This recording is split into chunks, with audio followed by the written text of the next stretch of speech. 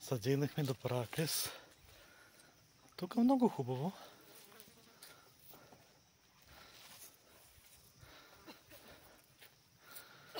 Да дойдеш на шашлик-машлик. Там се прави с това. Се печат месо вече. Я само мръдни малко да...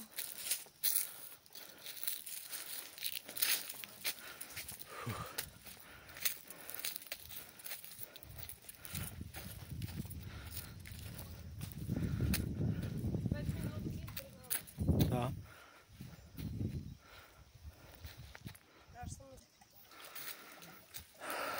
Чешма, построена 82-та.